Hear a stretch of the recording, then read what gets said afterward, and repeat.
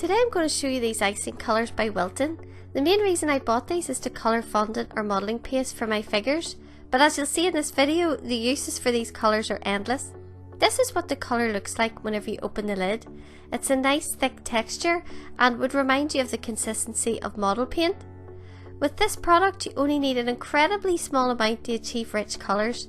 Now to colour the fondant you'll take a tiny amount of the gel on the end of a toothpick and add it to the fondant icing.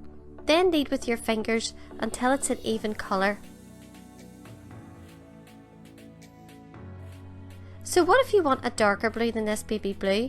Then that's no problem, you're just going to add more colour until you achieve the right colour and shade. The beauty of these colours is a small amount goes an incredibly long way.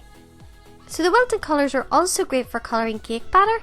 The easiest way you can do this is by using a mixer and adding it in little by little until you get it to the correct shade. But you don't always need a mixer, this blends in really nicely by hand as well. Most importantly, these colours don't change the consistency or taste of your recipe. With some other food colours that I've tried, they looked really great at this point, but then once I put the batter in the oven, the colour changed when baked. So you can see the colour here has came through so well and the batter has stayed stable. Like I said, the possibilities are endless with these colours. You can use them to colour ganache or buttercream, and this was a pizza cake I made here. I used a red shade to colour my buttercream to look like tomato sauce, and I also used these colours to colour all the edible pizza toppings you can see here as well. One of my favourite things about using these Wilton colours is how rich and bright and consistent the colours are. You don't need to limit yourself to frosting and cake though. You can use these on any food. Here I was making a hen cake and I needed to make some edible sawdust, so I used the yellow and added it to desiccated coconut, and I love how it turned out. I've also used these colours to create a marble effect on fondant, so it's fair to say that you could use these on anything that's edible, whether it's meringue, buttercream, rice, pasta, marzipan, cheesecake, and I've even used it for whitening buttercream.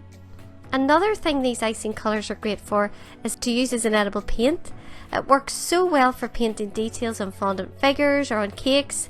And the most important thing about this product is I don't need to worry about getting it on my hands or on my clothes because it washes off easily.